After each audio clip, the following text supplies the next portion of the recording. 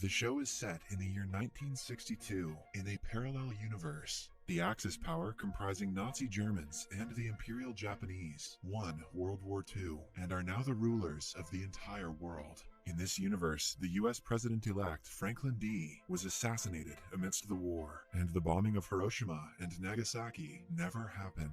Instead, the Germans dropped an atomic bomb on Washington, D.C. and weakened the Allied countries. In the current world, the Germans rule over all of Europe and Africa, and the Empire of Japan controls all of Asia. However, the point of power is set in the former US, which has since been divided into two parts. Western North America, ruled by the Japanese, and Eastern and Midwestern North America is controlled by the Greater Nazi Reich, also called the GNR. The American flag has a swastika instead of stars, indicating its complete surrender to the Nazis. Although the two empires won the war hand in hand, there has been a Cold War type relationship between them ever since. It is said that after the death of the current Führer, Hitler, his next in command will take over all the Japanese states and declare themselves the rulers of the world. In both empires, Americans are subjected to racism and have fewer rights than Germans and Japanese in their respective states. The police are allowed to kill any American if they find them suspicious without having to answer to anyone.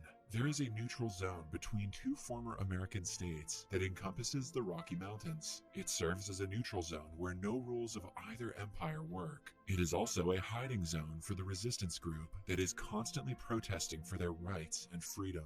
Then, we are introduced to Joe Blake, who lives in Nazi-occupied New York. Tired of being a slave to the Nazis, he is looking to become a part of a resistance group. From various sources, he has finally discovered the address of the New York leader of the group. As he travels to the said place, we see Times Square billboards filled with Nazi propaganda and advertisements about the Führer. The headquarters turns out to be a shipping company, and the leader is a manager named Don. Joe tells him that he is a rebel, but Don laughs in his face. Joe has gotten their address, which means he is already qualified to be their ally. But according to Don, someone like him will blurt out all their secrets to the police if caught. Joe tells the manager that his will to fight is not that weak, and Don ultimately gives him a chance. As his first task, he is asked to drive a truck filled with coffee machines to Cannon City, Colorado, which is a neutral zone. Joe inquires what else the truck contains, but he is asked to do as told without asking any questions. Right before he leaves, the place is raided by the Nazis. Joe manages to drive away while Don is caught and arrested. It turns out that the third highest Nazi rank officer, Obergruppenführer Smith, initiated the raid.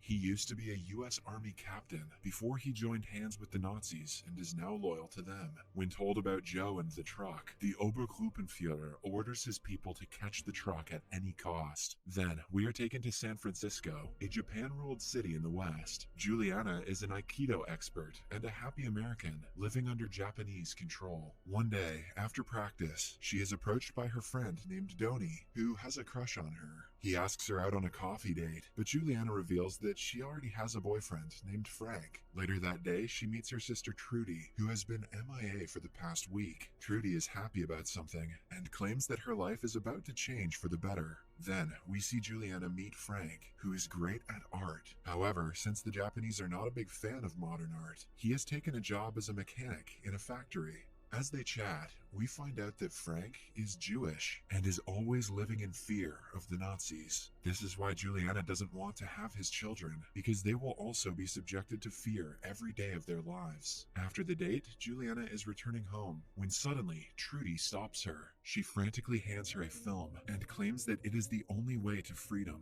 With that being said, she runs away and is killed by the police a few minutes later. Juliana witnesses this and runs into her apartment before playing the content of the film, which is named The Grasshopper Lies Heavy. It shows a world where the Nazis were defeated and how world politics played out after that. Juliana is in shock as the video gives her a taste of freedom and makes her want to fight. Had she been shown an episode of Keeping Up with the Kardashians instead, she may have opted to leave things the way they are. After that, we find out that the film is a product distributed by someone named the Man in the High Castle. Not even the high-ranking officials know who he is or what he wants, but he seems to be an ally to the resistance group who has access to the things that normal people don't. The government has put a ban on these films, but they continue being distributed secretly. Frank arrives home and freaks out upon finding out that Juliana has a film. He wants to hand it over to the police first thing in the morning, so they won't be in trouble. The next morning, Juliana finds a ticket to Cannon City with an address and a time. It is clear that her sister had to bring the film to that place, but now it is her responsibility. When Frank isn't around, she runs away with the film to the bus station. She also hides the film under another one to cover up the story, even if she is caught. In the following scene, we are taken to the German embassy in the Japan-ruled empire. A high-ranking Nazi commander, Hugo, meets the Japanese trade minister, Tagomi, who has come to inform them about the arrival of the Japanese prince and princess. Even the German embassy must be decorated according to their taste, which doesn't satisfy the Germans. Still, they agree to do it to avoid unwanted tension. Somewhere else, Don has been tied to the ceiling and tortured. The Obergruppenführer and his right-hand man Eric, whose name is significantly easier to pronounce, come to meet him, but Don remains unbothered by their presence and continues his silence. Meanwhile, Joe's truck stops on the way because of a flat tire. As a kind man helps him replace it, Joe notices ashes in the air. It turns out that somewhere nearby, the Germans are burning mentally and physically disabled people because they don't want to waste their resources on them.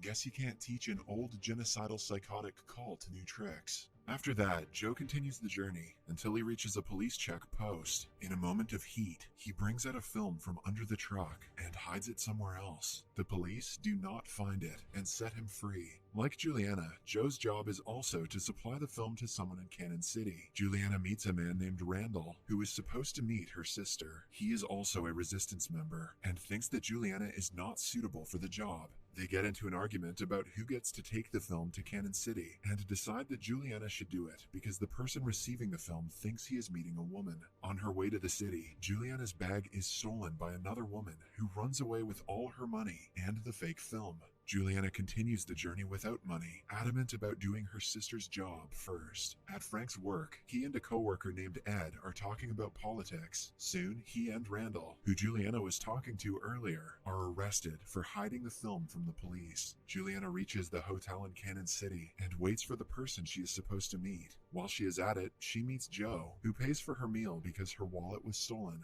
They chat for a while and make friends with each other. Then, we see Joe making a call to the Obergruppenführer, revealing that he is a spy working for the Nazis and the one responsible for Don's arrest. Back in San Francisco, Frank and Randall are imprisoned and tortured. Officer Keto threatens to kill Frank's entire family if he doesn't reveal Juliana's location by tomorrow. Later, Frank and Randall are left alone, and the latter asks Frank not to tell anyone about Juliana because what she is doing is greater than Frank's family. Ultimately, Frank's sister Laura and her 2 children are brought to the police station and asked to wait in a room. Keto tells Frank that they are about to poison all 3 of them in half an hour and gives him time to think it over. Then, in Cannon, Juliana and Joe's friendship deepens, but Joe has started to suspect that she is a rebel. Juliana then starts working as a waitress in the diner. She meets a customer named Alan, who is reading a Bible. When Juliana shows interest in it, he gives her the name of a store where she can get the book. She goes to the store while being watched by Joe. At the same time, in New York, the Obergruppenführer and his assistant Eric are attacked by a group of rebels. Obergruppenführer manages to kill all of them and arrest a man named Doug to interrogate him. Elsewhere, Juliana meets Alan again and claims that she has something important to tell him. They decide to meet on a bridge at night. Before leaving for the meeting, Juliana gives Joe a letter and asks him to post it to her mother if she doesn't return. Joe calls the Obergruppenführer, asking him to find out about a man named Alan, who he suspects of being a rebel. Following the call, he reads the letter, where Juliana has told her mother about the wonderful world that the film has shown her. Unable to control himself, Joe also watches the film that he possesses. On seeing an alternate reality, his heart is filled with the will to fight back. Soon, he is informed that Alan is not a rebel, but a Nazi spy like himself. Knowing that Juliana's life is in danger, Joe brings out his gun and goes to the bridge. Back in San Francisco, Randall is taken away to be executed. Keto asks Frank to reveal Juliana's location for the last time, but he keeps quiet. As a result, the poisonous gas is released in the room that Frank's sister Laura and her children are in. Frank is also taken to be executed alongside Randall. Minutes before his execution, Keto finds the woman who stole from Juliana on the bus. Upon discovering the fake film, they assume that Juliana and Frank are innocent. Frank is saved seconds before his death, but his family dies because of Keto's mistake. Then, on the bridge, Alan tries to kill Juliana, but is interrupted by Joe's arrival. Juliana pushes him off the bridge and kills him. Right after, she breaks down crying, while Joe holds her in his arms. They return to the hotel, where Joe helps Juliana relax. Despite the guilt of killing a person weighing her down, she manages to keep her cool. She inquires if Joe read the letter she left for her mother, and he replies with a yes. Juliana doesn't mind, because she trusts him, and thinks that he did it because he was worried for her. The two have to check out the hotel as soon as possible, because a dead Nazi agent means that more are going to come looking for them. They settle on checking out at different times to avoid being suspected. Back in San Francisco, Frank returns to his apartment and goes to sleep. What he has been through in the last 24 hours has weakened him to his core. Ed comes to meet his friend and is glad to see him alive, but Frank doesn't show any interest in his concerns. Frank also receives an official letter from the Japanese police about a funeral being held for Laura and her dead children. He then goes to the police station and identifies the dead bodies as his family. By the time he is done, Frank's sorrow has turned into rage. He wants to avenge the Japanese for killing his innocent family. He gets a perfect opportunity to do so when the Japanese crowned prince and princess arrive in San Francisco. Upon returning home, Frank gets a call from Juliana, but ends it abruptly. He blames her for the deaths and doesn't want to associate with her until his anger calms down. Somewhere else, the Obergruppenführer gets a call from Joe and inquires if he has found more rebels in the diner, referring to Juliana. However, Joe lies, claiming that he doesn't suspect anyone, but he wants to wait for a week to confirm. The Obergruppenführer orders otherwise, because the rebels should have come by now, and their absence only means that they caught on to the Nazi plan. Joe agrees and goes to a gas station to prepare for the trip back home. Then, we are introduced to another Nazi soldier, Marshall. He is known for killing hundreds of rebels around the neutral zone and is an absolute Nazi propaganda follower. He suspects Joe and asks for his card, which causes the two of them to get into an argument. After confirming Joe's identity, the man shows Alan's picture to a bystander. He is the agent sent to investigate Alan's disappearance. Joe quickly meets Juliana at the diner and tells her about his eventful meeting with another Nazi spy. They do not have more time to beat around the bush and need to flee as soon as possible. At first, they search the dam for Alan's body and dispose of it, so Marshall won't find it. In the meantime, Marshall goes to the bookstore that Alan often used to visit. The owner, Carl, claims that he knows nothing until Marshall brings out a card with his true identity. It turns out that Carl is a rebel refugee from Ohio. To save his life, the man tells Marshall about a girl who came to buy the Bible under Alan's suggestion.